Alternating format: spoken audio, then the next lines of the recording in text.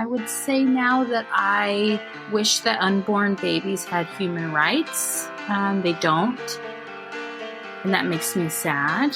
But I really do believe that people who are pregnant have the right to choose to be pregnant. Like when you guys are talking Petri dish or even contraceptives, like where is the line? I have an IUD.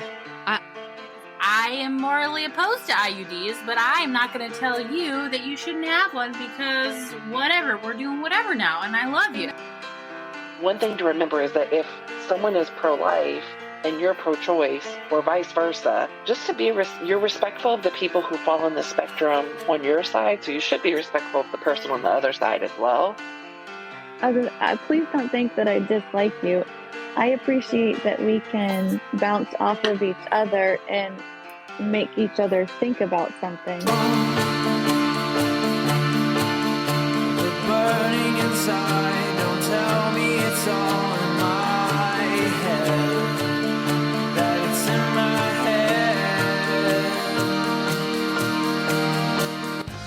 head. Welcome to the show. Joey Svensson here. There's a lot of facts about this topic. Tons.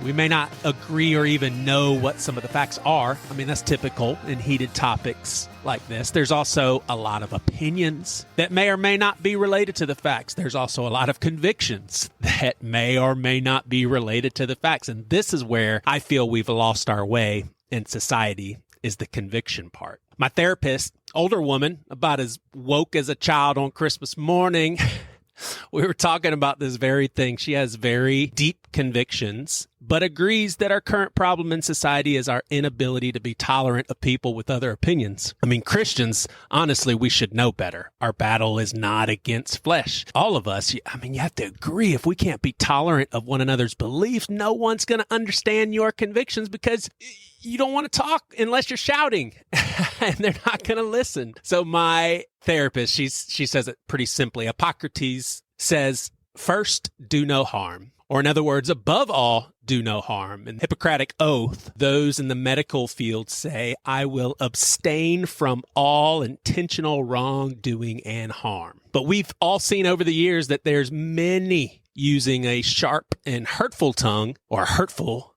and sharp keyboard as you type, hurting people, caring nothing about how your words make others feel. Why? Because they're on the wrong side of an important issue. So here's some facts. There are real Christians on both sides of this one. They're Christians who feel as strongly as you do, and they don't agree. Even further, there's usually good intent as the foundation of their differing beliefs. So on this exact issue, I've seen people on both sides put out on social media posts that they felt was more of a bringing people together, depolarizing, only to find that even sharing an ounce of your belief sets off fires from the other side. I've also seen people be ardent supporters of their view, but still speak with kindness and love to all. Oftentimes, people are unaware of their ignorance because no one has taken the time to gently instruct. Oftentimes, people believe as a result of their upbringing, for better or for worse. If we're not willing to believe these things, then there's no hope. Game over for society and the church.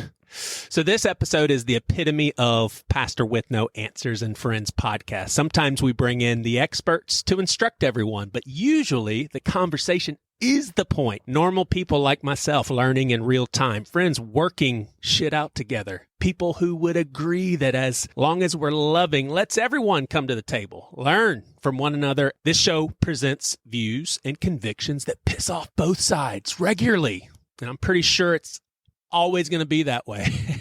And I'm an Enneagram 9. We don't water down convictions to make the show work. We just decide to prioritize love. Here's another thing. I'm extremely proud of what you are about to hear. I consider all three of these people some of my dearest, but they really haven't gotten to know one another that well, and they don't agree here. and it gets a tad hot. I think all 4 of them, I know 3 for sure, were even frustrated with how the conversation went. But then weeks later, they all got together and podcasted again, full of laughs, loving support for one another, and respect. And that's what this show is about. Love that goes beyond the issues. Not only a love that motivates you to stand up for justice, but also a love for those who you see as standing in the way. Just love for everybody. And that doesn't mean to be silent. It just always hopes, always believes, it's patient, it's kind. Even if you don't read your Bible, you've heard this at a wedding or two at least. So I was going to share some of what I believed about this issue, but I'm not feeling that to be the point of this episode. I will say this, however, somewhere I've landed. I've heard my buddy Propaganda express sentiments along the lines of, this ain't my discussion. I don't have a female body. Now, for the record, I do believe people can have good things to say, even if they don't walk in the same shoes. I used to think to myself, though, man, who's going to speak up for the unborn? Last time I checked, there's tons, and I mean tons of women who are politically pro-life. They can handle that part.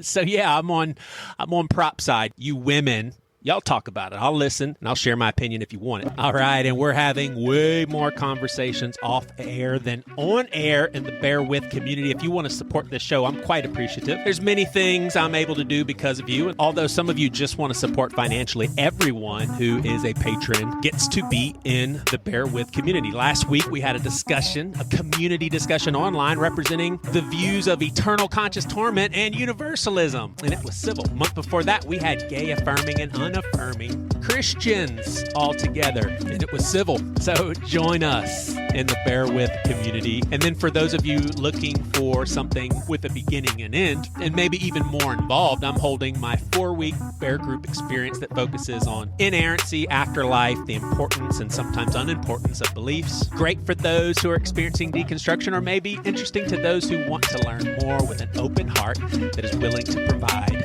some pushback, all in love. It's a 4-week deal. There'll be 6 people all together, and I'm telling you, man, you get close to these people. It's awesome. Let me read some names of the Bear With community. People that I love: Luke Riley, Ashley Carroll, Zach Madziras, Kayla Thompson, Robbie Ethert, Mike Spooner, Christian Arcuri, Brock Bennett, Marco Aloha, and Seth Blado. I love you, and there's a special place in my heavenly mansion for you. I'm going to prepare some killer guest rooms for that ass. This will be fun, Ellen. We're never on the same side of any topic.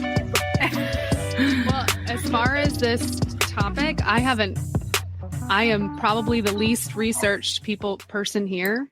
I just have feelings and some opinions. So maybe I can be the learner here also. I feel like I don't know if anyone here researched. I think we throw the word researched around a lot these days. I haven't even been. Liz is researched. I mean, unless you're a scientist and you're doing like trial studies, I don't think we should be talking about research. Yeah. You know?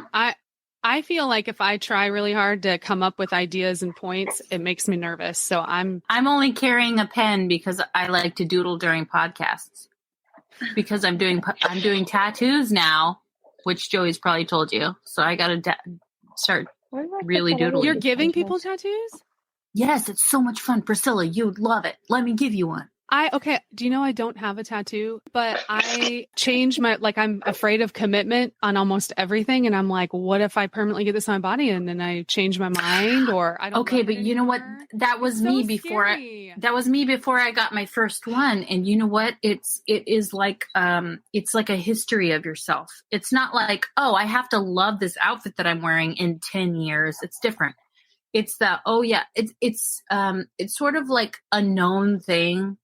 That if someone has a tattoo, they probably didn't get it just recently, and if it's really dumb, it's probably got a good story. So, well, that's true, but I really want to start my tattoo history in my mid-40s.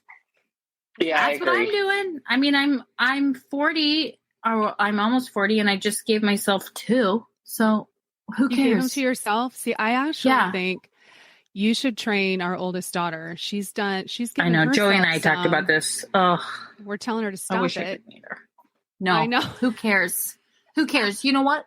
Because the world is going to shit, and you might as well die the art that you love on yourself. And it's better to, like, if you need to identify a body, tattoos are really important. The other thing that cracks me up is I haven't podcasted a whole lot this last year, but every time Ellen is on a podcast, she does so many things during the podcast. She's doing her face routine. I think you've knitted one time when we were podcasting your nails. Listen, you do. I'm severely ADHD and I have to get dopamine. If I'm talking, which I talk way too much, one of my things to not talk too much is to fidget. Yeah. It's actually like a good thing for you guys that I'm always doing stuff. Unless it's loud. I mean, I'm not going to start playing marbles over here. Marbles. I'm ADD too, and I do find myself, mine comes across and my environment needs to feel good, or I feel like I need to fix it. I need to light a candle. No, I have to stop. I can't stop moving. Do you take medication at all for it? Nope. Have you ever thought about doing that or no? I did, but then I was breastfeeding and I'm like, it's not a good idea. And then now I'm just trying to just live my life. A little apprehensive about the topic. I feel like there are a lot of emotions surrounding the topic. So hopefully we all stay friends after. We'll see. I mean, if I'm not friends with Ellen after this, I probably can live with it. Just kidding. Just kidding, because we fight all the time. Tonight, we'll just kind of tackle as much as we can in the time we have the Roe v. Wade issue. I think the good way to kick it off is we'll just go through and just say, we'll start with a good base, like, are you pro-choice or pro-life? Does that sound like a good place to start? I hate those two things, but yes. I know. Yeah, I'm with Ellen. I don't love it either. So if I have a conversation, this is why I don't post this on social media, because I feel like it needs to have a conversation. I am pro-choice. That doesn't mean I'm always pro-abortion. Mm-hmm. So I feel like I don't want to put anybody in a box as far as how they feel. I value the life of a newborn, and I also value the life of a woman and her choice. That's where I'm at right now. That was very eloquent. No, it was not, Liz. It's not eloquent. What about you, Lizzie? I grew up always saying I was pro-life because I always kind of just went along with what my parents said and thought. And I was very quick to say I am pro-life to anybody and everybody without a thought in the world of anybody else that's in any kind of a circumstance other than the privileged one I'm in. And so as I grew up, I was able to learn so much more. I would still say I don't like the word pro-choice because I feel like that sounds like you automatically are like excited about abortions, and it couldn't be further from the truth. I'm pro-life. I'm pro a woman's life who's already here and respect the choices that she wants to make. I feel like I should be able to call myself pro-life, knowing that I want everybody to have the choice to do whatever they want with their body. Okay. All right, Ellen. Amy, you're so antagonistic. What do you think I'm gonna say? What do you think? I mean, I wish that you said you're pro-choice, but why? I mean, that's what because it would fit into the box that you've put me in. It would. Tell us what your box is. If anybody was paying attention, for the last 10 years, I've been very, very, very vocal about my pro-life stance. I used to go on lots of different podcasts and talk about the nuances between the gross Republican pro-lifism and then the compassionate Christian pro-lifism and all of this. And I was trying to make it cool to be pro-life. And oh God, not that I was trying to make it, but it was becoming cool to be pro-life in some circles, and nobody was listening. And so many Christians were like, oh wow, it's so good for you to talk about it, but they weren't actually doing it or speaking out about it, and it was really annoying. That's a side rant, I think.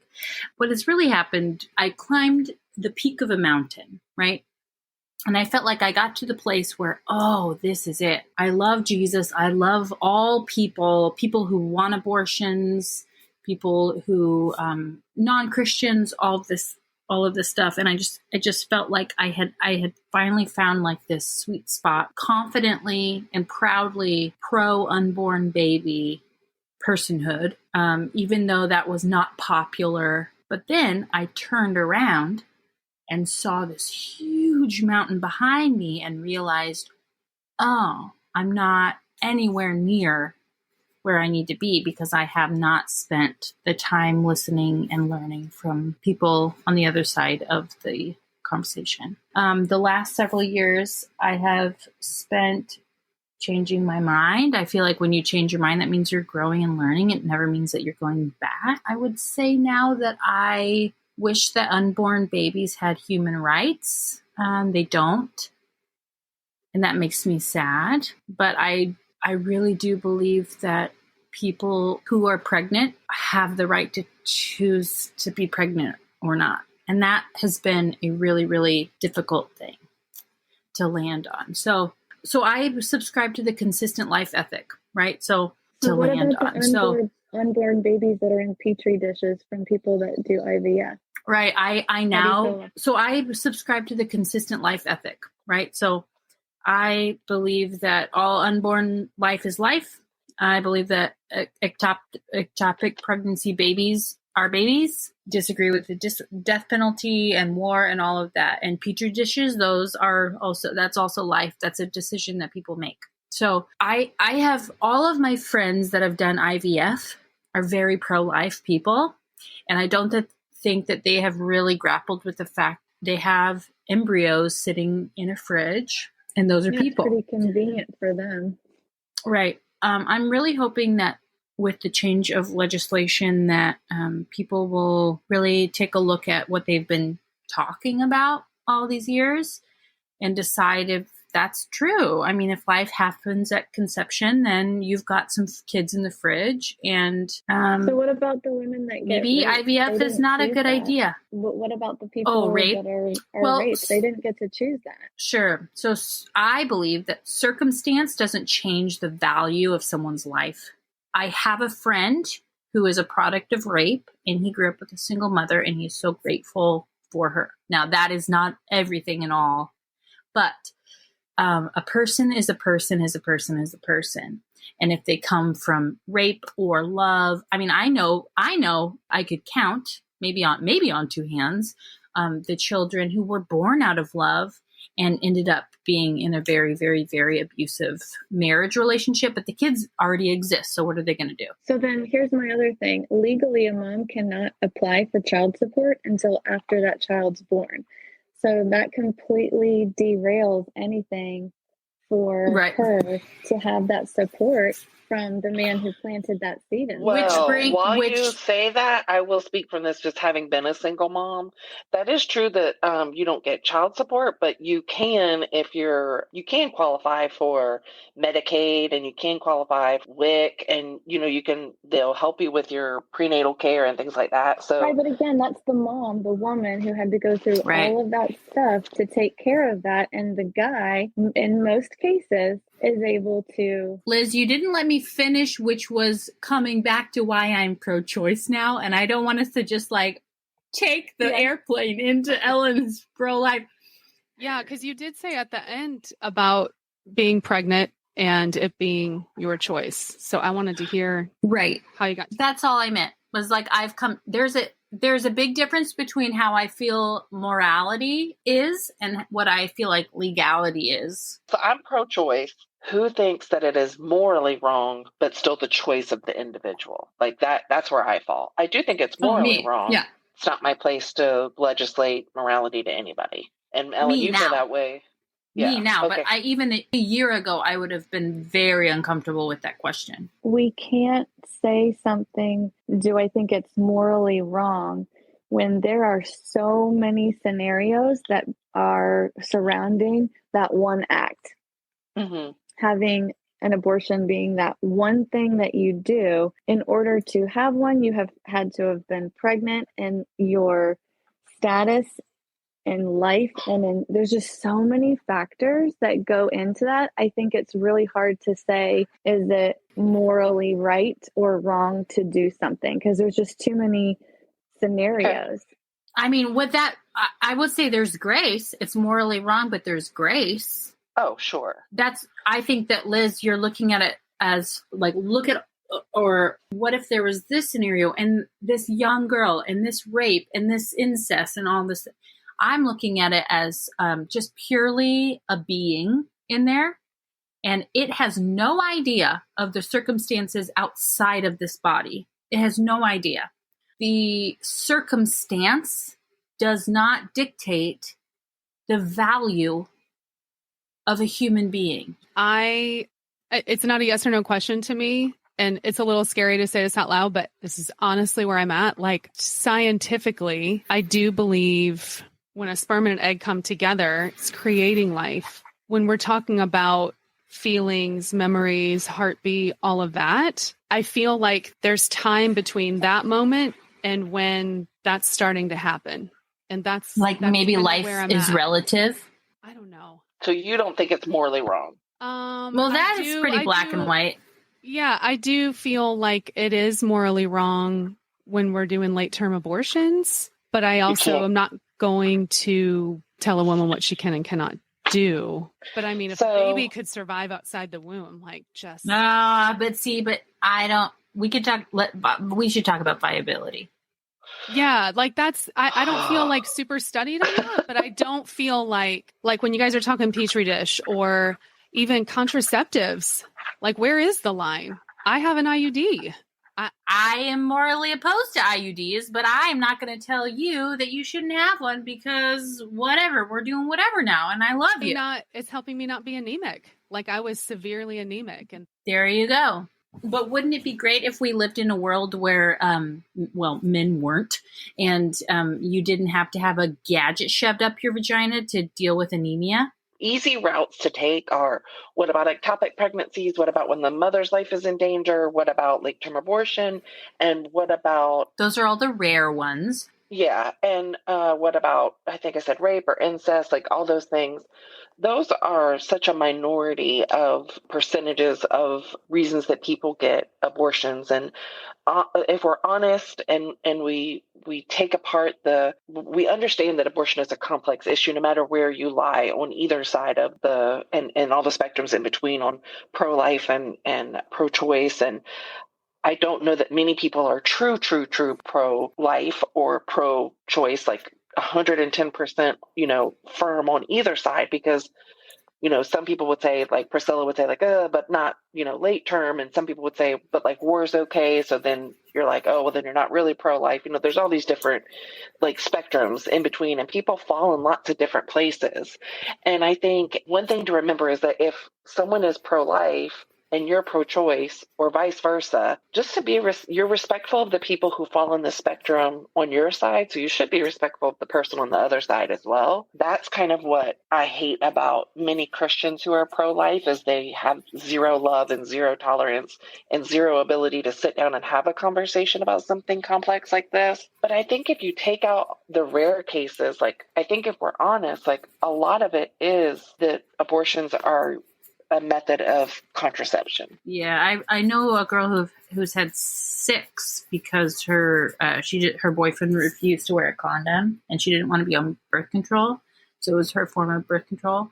It's hard for me because men are fertile every day and women are fertile in a very small window, and having to be put on medication that changes our chemistry is really frustrating for me. So for me, the abortion issue is a patriarchy issue, and women fight each other about it. And it's so sad because naturally, like, we are a village and we should love each other and love children and want to be moms. I don't think everybody should be a mom, but I think that it's so convenient, again, that the men don't have to be involved in this at all. It's really gross. I saw my brother-in-law, who's not in a relationship, just got a vasectomy.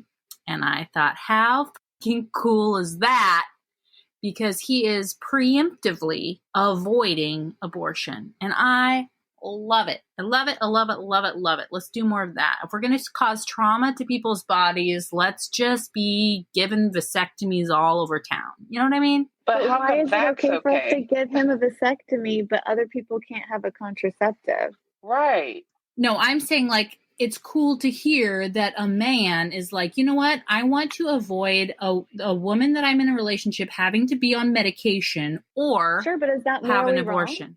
To get a vasectomy? Yeah. You're Are you preventing nuts? life. No. No. I am How's that You're any not- different? No, How is you're it not different? preventing life. There's no life there. So birth control is considered Okay. preventing life, but a mastectomy is not. There's different kinds of birth controls. There's hormonal birth control. So it either prevents the release of an egg, okay, which is like the oral birth control, the hormonal birth control. So you don't release an egg, or with the IUD, for example, copper, or, I mean, this has been a long time since I've been an OB, but there is the plastic one, the hormonal one. That form, which you put in there, and even if you do release an egg, hopefully, and chances are, sperm doesn't get to the egg, but if it does, and it does create life, it does cause conception, right? And then it fertilizes into the wall. But what an IUD does is it causes an inhabitable environment. So it will kill off whatever life does get created there. Most of the time that doesn't happen because it creates an uninhabitable environment.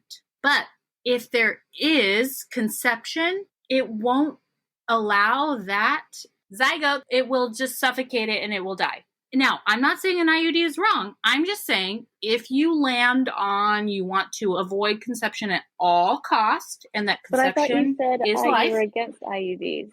Personally, I am. But you I am. think it's great that a guy had a vasectomy. Because she's saying, What are you not she's getting saying, here?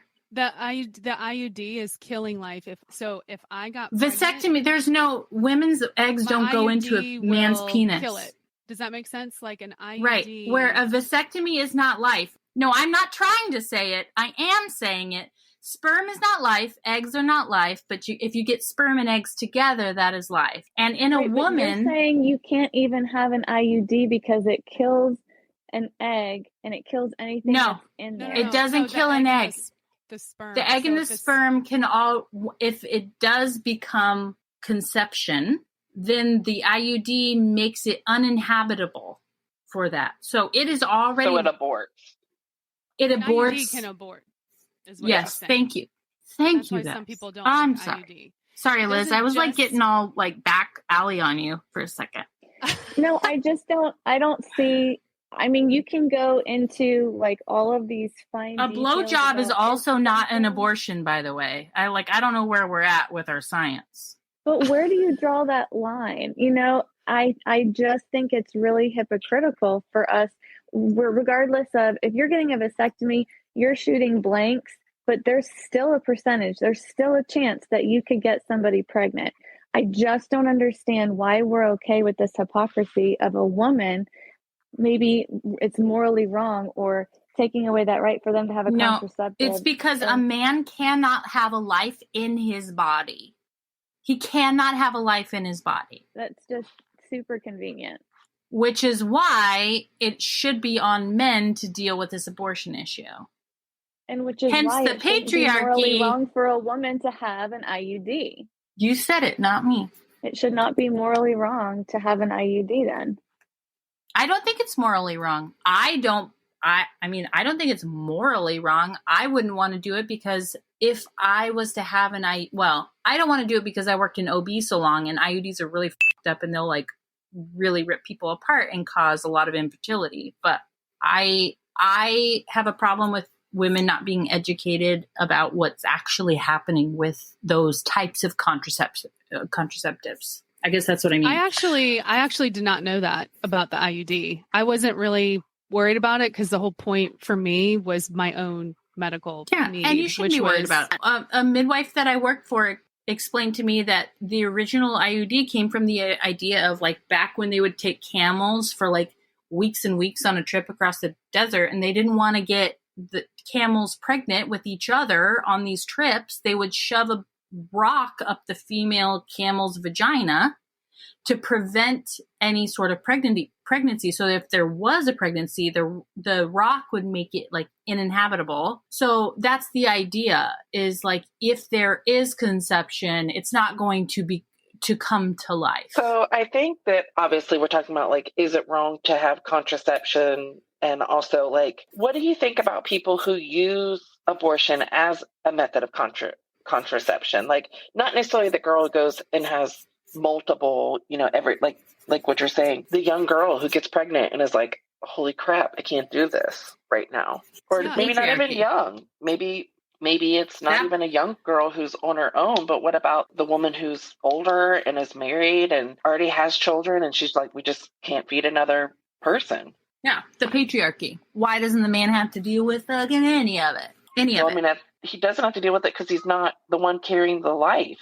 Yeah. But I mean, there's nothing we can do about a man. With the SCOTUS decision is that I really hope there's a big shift in parental responsibility for the fathers of these kids. There won't be. No, there won't be. So now that the shoe's on the other foot, the Republicans, the conservatives, the Christians, whatever we're calling them, whatever variable of that you want to put together, now that they've quote unquote won, abortions are illegal, which again, a year ago I would have been kind of pumped, but now I understand the nuance, and I understand that the reason this is really heavy and sad is nobody won. You know what I mean? If we're tracking women's fertility apps for their periods, and if we're holding people accountable for their ectopic pregnancies and all these things, I really hope that there is a shift in just the way we think about paternity. I mean, this is jumping far ahead, but I think it might be the only way that we get real parental leave. If the patriarchy can recognize that men are responsible for babies. Yeah, did you know the law actually does not recognize a father as a parent during pregnancy? Yeah, because it's an afterthought. It's something you put on the the birth certificate, like much later. Here's your gift. Yeah, it's not a gift. This just in, not a gift. I mean, well, also, like, I think, like, in your thought process there, if they were to create some sort of a support system and hold men accountable for all of those things, what is sad is, like, 23 of those states that banned and or restricted abortions, none of them offered family paid leave. Right, exactly. They don't care. That's why it's proof that it's never been about caring about a child's welfare. If all these Christians are saying, I'll adopt your baby, well, what about like the ugly older kids that are being abused or at a huge risk of suicide? Like, are you going to adopt them? Like, are we pro-life? Those kinds of conversations is what got me back to I couldn't just have this idea of, well, I believe this here and I believe this sometimes here. I had to have an ethic. And I really recommend this. I think it's really, really important. You have to have a basis, some sort of grounded standard of what you believe so that you can base things off of it. And I think that the consistent life ethic is so important because when you hear Christians talking about how anti-abortion they are, but then they're very excited about the death penalty, that's confusing and it's not right and it's not okay. So I really encourage you guys to check out the consistent life ethic, even if like you're uncomfortable with some points of it. Like it really feels, I love being confident about where I land. And also I love saying, I don't know about that yet. I still need to wrestle with that. I like when you said a year ago, you would have been pumped about the decision that has happened. Right. And now it's changed. Like for me, I feel like people who are pro-life are, at least a lot of people that I know are thinking along celebrating thinking along the lines of the underdog. We're rescuing. Sure. Let's be honest. There is speak for themselves. There is a part that is true about that. Yeah. That is kind of true. And so, but they're not acknowledging anything else. Right. So what I'm saying, so it's sort of like this view of we rescued the underdog. And I'm like, but women are the underdog almost all the time. Mm-hmm. And so now you don't even have a say in what is happening to your body. And so what if I'm in a place where they're like, IUDs create abortions? You can't have that. I'm not sleeping around. Joey has had a vasectomy. Like, this is not about pregnancy for me. This is about my health. I never feel comfortable with black and white anything. And I don't even feel like I have a super hardcore line where I draw legally. It is a choice. Well, So we got it's we very got to give women the choice to do what they want to do with their body. And then each of us are going to have a moral, like what we're at peace with. If someone's being very reckless, and I don't even know anyone that decides to have a late term abortion just because they suddenly got freaked out and they just want to kill their baby. Like usually it has to do with like a health thing or something else is happening. I think it'll be helpful if we change our language. I think language is so important. I think when we view some people as moms and some people as pregnant women, that's really confusing. When we say the word baby or fetus, that's really confusing. I think that it'll be interesting in the next couple of years as this thing gets going. I think as we change our language, it's going to, well, I hope that we change our language, because in my mind, fetus is unwanted, baby is wanted. Again, I don't want to look at a being and put value on them based on circumstance. What Priscilla was. Oh, sorry. Go ahead. Oh, I was just going to ask. I feel like when you're saying language, do you not like the term late term abortion? I don't like that because it's gross.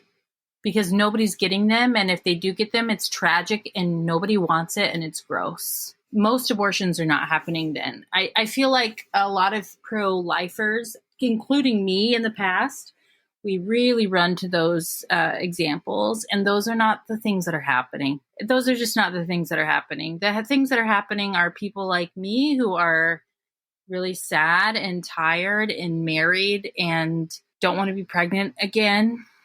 And yeah, you can and find that's out at the very end of a pregnancy. I mean, 20 weeks, you can find out that you've got this anatomy scan and now your fetus is not going to have sustainable organs. I mean, some people find that out at 20 weeks. People assume, 20 weeks, that's so late. I had my preemie at 20 weeks or 26 weeks or whatever. We just have to protect the people who are in that underdog position and need to be able to have that out. They need to be able to have that. Yeah. Are most people just randomly having abortions at 30 weeks, 37 weeks?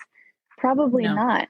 There are reasons why they're doing that. God, like even if it is just that their organs are not going to be able to sustain them once they're born. I mean, your mental health to abort that baby before it comes out could be so incredibly important and also just have such an effect on your life.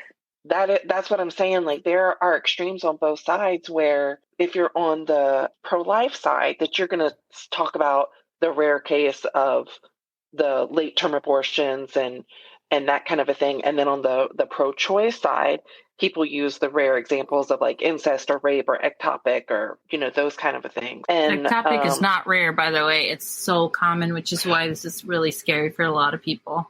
Like a big part of the conversation is really that, like you're saying, Ellen, like, okay, I'm tired and I can't do another one. Like, how do we feel in general about it really is contraceptive? Well, Liz, what I was going to say, something about choosing a grounding, like a really solid rock of where you are ethically is really important, because there's going to be things that come up where you're like, I don't know.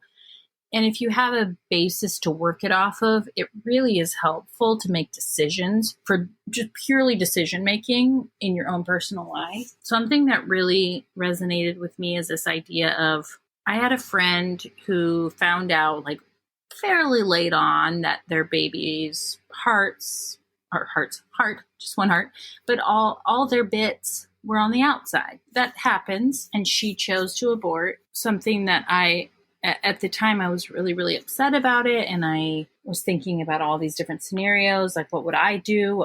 How would I find myself there? And this is so controversial, but no matter what the circumstances with the fetus or the baby, if you choose to have an abortion, it is not the heart defect that killed the baby. It is not the organ defect that killed the baby. It's your choice that did. Ever since I really resonated with that, it was like, oh shit, I'm a big plant person, right? I love watching things grow and seeing things how they turn out and watching how different sort of nutrients feed my different plants. And I want to see things through to the end. Now, I have had a couple of miscarriages. I'm not saying this, not having had any pregnancies or any miscarriages, but I will say there is something to the idea of letting things play out naturally so that there are no moral decisions and there's not like an abundance of guilt. However, the mother then carries trauma. So, well, and so does that child. Like, there's what that. quality of life does that child have? It shouldn't Yeah, be but you were a gonna. matter of you killed a baby. It should be a matter of you saved something from having a life that would not be a fulfilled. Yeah, but that view assumes that there is no pain in the womb and that they have no sentience and all of that. That assumes that it's a blob and you can just go in and like chop, suck the brains out, like put acid on it, dissolve the brain. Just because we can't hear them scream doesn't necessarily mean that nothing's happening, is all I'm saying. Now, I say this being pro-choice, okay? I believe that this is legally okay. But there is something to be said about letting things kind of work themselves out. That's where I'm at. I don't think that everybody should do this. That's where I'm at. Because I cannot live with the guilt, and I cannot live with the idea that I did that.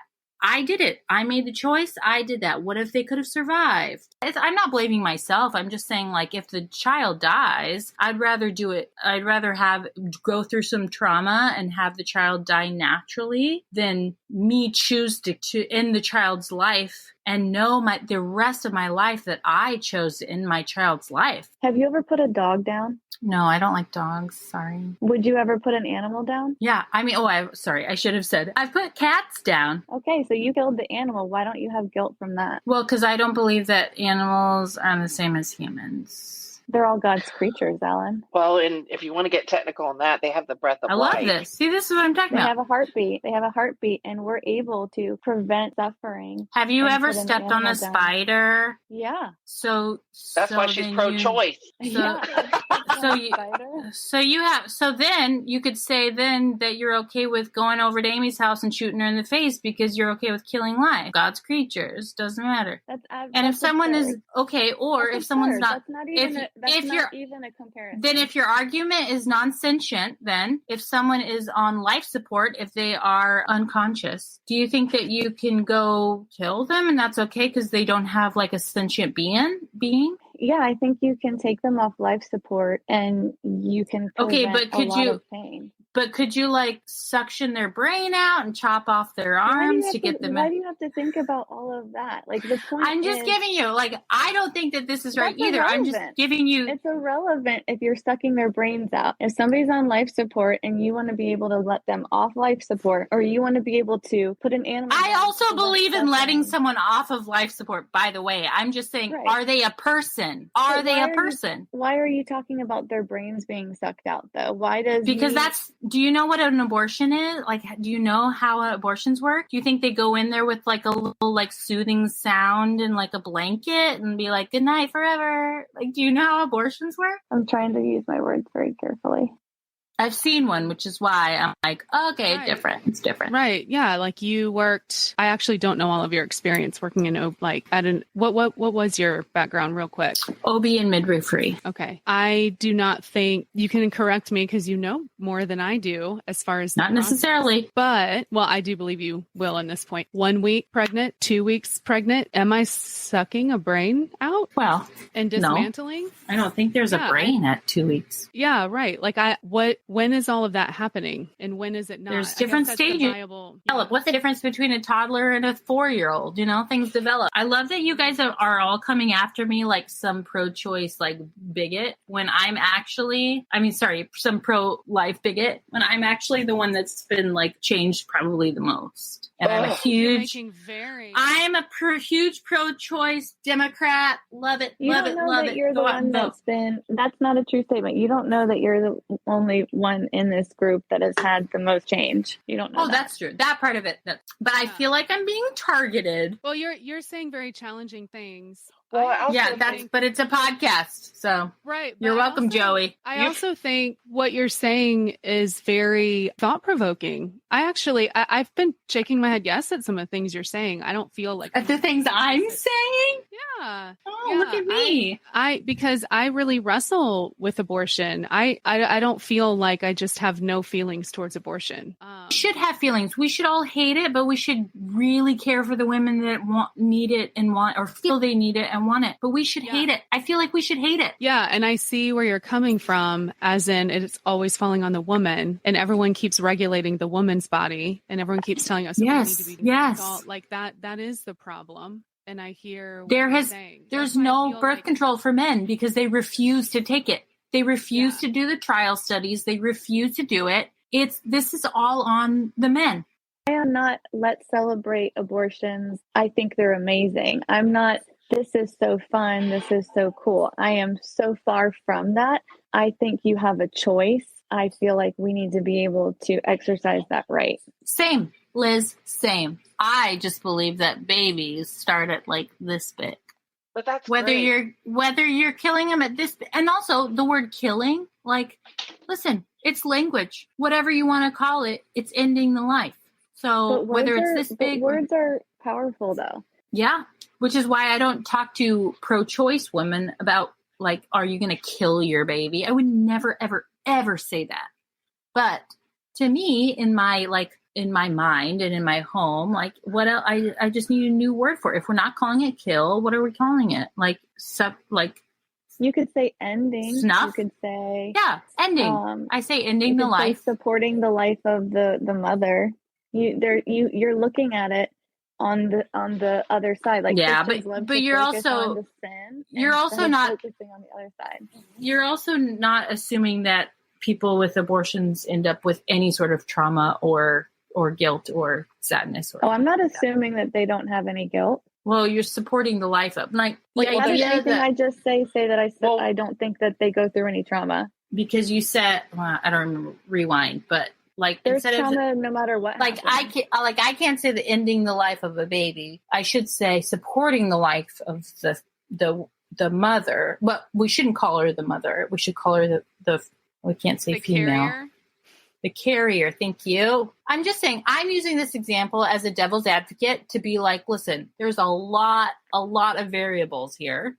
As someone who's been pro-life, which I hate that term, for a really, really long time, I refuse to just throw it all out the window and just be like, oh, I'm pro-choice now.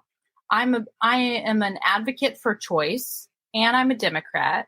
I vote all the way down the ballot, and I'm a Christian. I get some nuance. You know what I mean? Like I'm awarded some nuance.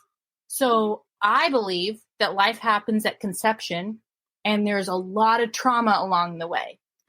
I almost died because I was pregnant twice. Well, I almost died one time. The other time I didn't almost die, but the other time I was definitely traumatized. But I almost died once because I was almost died being pregnant too. Oh, okay. So see, we have more in common than we thought.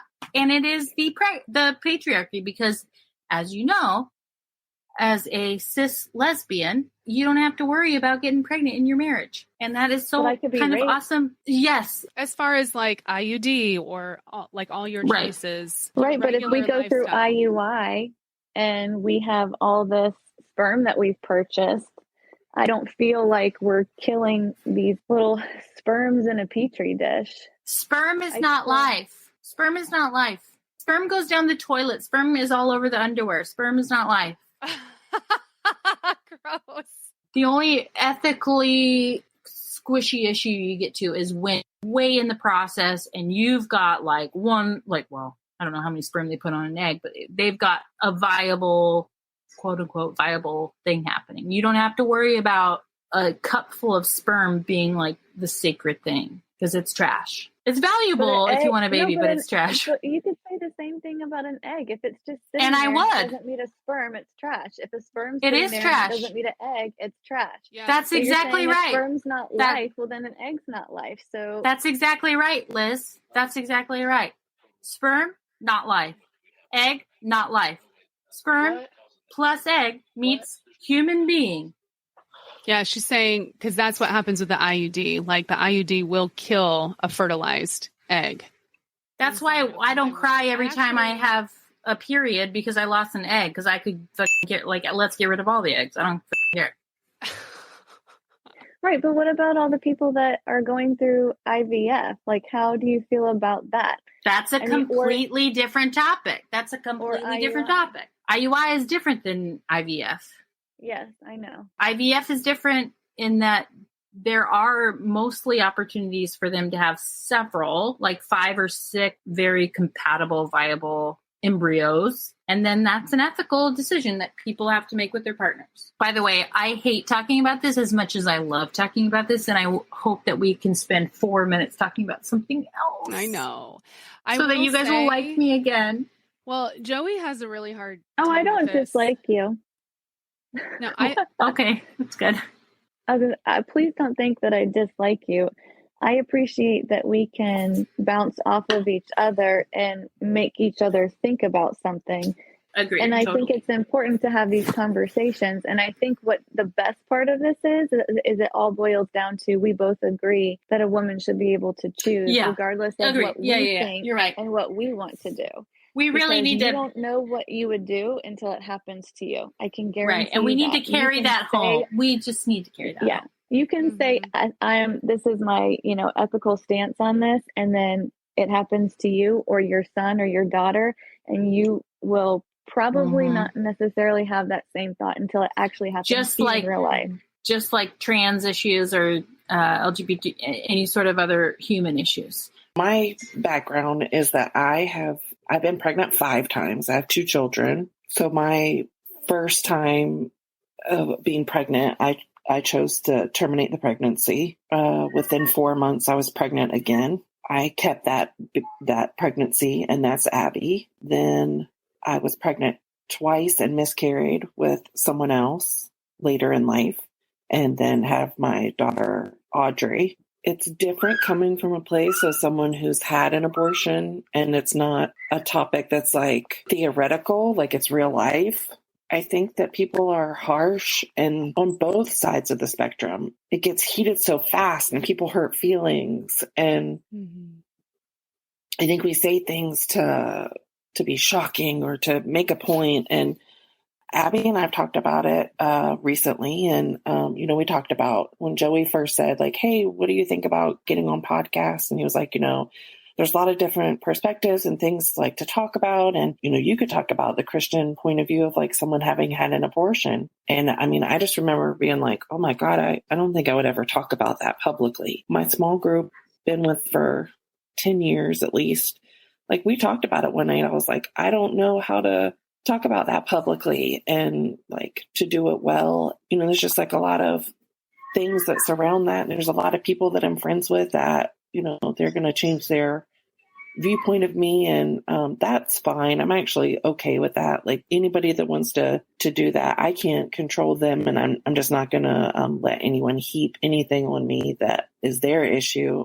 I honestly think we just need to hear in the world, like that there is forgiveness for anything that you've ever done. And there's a way out of guilt and shame and all those things. Like, I mean, I've already dealt with all of that, but I do think there are people that can have an abortion and not have like some major trauma afterwards. And even though I know there are plenty of people who did, I mean, I don't feel like I had like all this trauma and hardship afterwards. I mean, I don't think I had a lot of like trauma after either one of my miscarriages either, although part of me would feel like, oh, this is probably like punishment from God for having had an abortion, which I knew wasn't really true, but it was just trying to make sense out of why would you have a miscarriage anyway, like, how is this happening? Like sitting down with my daughters, they both know what I've been through. And I think it's helpful for them to know, like, you can come to me with anything, whether you're pregnant and want to have an abortion, or you're pregnant and you want to keep it, or if you're pregnant and want to put your child up for adoption. My mom was adopted. I would be fine with that. Or, whatever the circumstances, like if you miscarry, like any of those situations, like I actually understand and I can walk you through those. My oldest daughter does say, like, if she was pregnant tomorrow, she she would not keep it. I mean, she's like, that's just not fitting into my life right now. Not that she's engaging in behavior that would cause that, but if that were the case. My youngest isn't having sex yet, but she really believes like no matter what, she probably wouldn't. I grew up fighting like crazy that pro-life was the only way and it was the right way. And I just think we need to realize like there's a lot of women out there who are really, really hurting because there are people who are pro-life who are really mean and really hateful, talking about something where we should be showing people a lot of grace. Yeah, Well said. Agreed. Team humanity. We need to take care of each other. And that doesn't mean that we don't just about making a big point. Yeah. And it's not that I don't think I think we should take care of unborn children as well. Like, I'm not saying like, oh, but it just is the mother. Like, that's why we have prenatal care and that's why we have visits. And I mean, I get that. But ultimately, I think that the choice is the person who has to, it's their body too. Who else was severely sick when you're pregnant? Super nauseous. I mean, if I add up how many months I felt nausea with 4 kids, it's a whole year of feeling like I'm going to throw up nonstop. Priscilla, that is the number 2 reason why I never want to be pregnant again. It's the worst. It's 2 or 3 why I never want to be pregnant again. Yeah, it's terrible. It's the worst. It is the worst, but I don't want to have a career where people are like, should we hire her? She has a lot of kids, because I'm going to be the main caretaker. You know, you need to carry to term. We'll all surround you and support you. Some people have a great support system and some don't. Regardless, I would love to see supporting you. You still feel super sick or you're still going to miss work. It is the woman is the underdog quite often. America is a really shitty place to be a pregnant person. Well, it's a lot better than a lot of third world countries. Yeah, that's true. Well, what I mean is that we spread this idea of like, you don't have to be pregnant or have a baby because it'll ruin your career. You won't be able to go through schooling. Like, it'll ruin this for you to be an independent woman. And that's so sad because a lot of women want to be a mother, but also want to be career driven. And there's this idea that you can have both. You actually can have it all if we had enough paid maternity leave and paternal responsibility. Yeah, I think it's just scary that because it's been overturned, this is like the second and third layer of it. Like the first layer is if it becomes completely illegal, then that's, I mean, gosh, could you imagine? One of my things that I wrote down is when they say leave it up to the states, that's also the pro-slavery argument in the 1800s. So like what we're talking about is what happens like after we find out if it's either legal or if it's not going to be legal. I mean, doctors are afraid of losing their licensure already because of topic pregnancies and stuff like that. I don't know. I think there's something to say, at least in this podcast, to point out the hypocrisy. The conservatives want to say, and the anti-vaxxers, my body, my choice. And they want to say, you can't tell me to not be able to have these guns, and you can't tell me this, you can't tell me that. You can't take my freedoms away. And they're literally doing that to us. Yeah. And like as a long-term pro-lifer, I know exactly how that conversation would go, which is it's not your body. You're affecting someone else's body too. And they don't have a voice. It's nuanced. Yeah. Next looks like, I hate to say it, but you know where I'm going with this. Brown. Oh, yeah. Justice Thomas.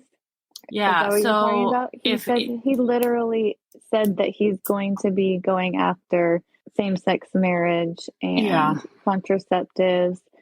And so contraceptives is like almost not even it's like an afterthought of Roe v. Wade. That's going for sure. But same-sex marriage is like on the docket. How are you doing? Not good. I mean, I don't want to have to move to another fucking state so that way I can be married to my wife, or my son could marry a man, or my daughter could marry a woman. Yeah. It's absolutely absurd.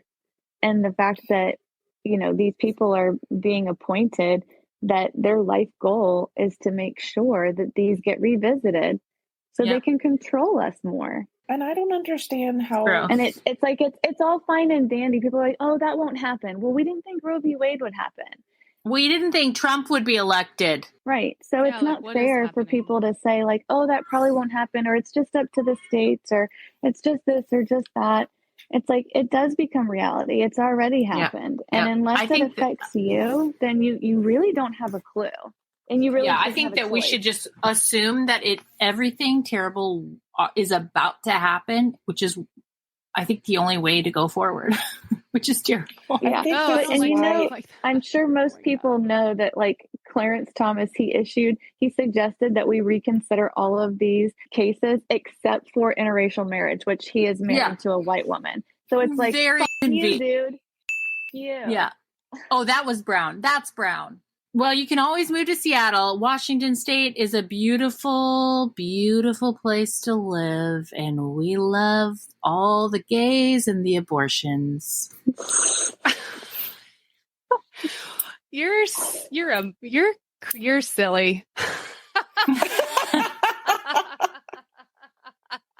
Priscilla, you're silly. It really, you guys, it really is the most beautiful place to live. This last weekend we went to the coast, and then the 2 weeks beforehand we went to the mountains, and we went to a beautiful crystal blue lake. And then, like, it's just it's like 80 something degrees here every day, and it's like we have the best I don't think fresh you've read all fish. the travel and leisure magazines where Charleston is literally like the #1 place in the world, like 10 years running.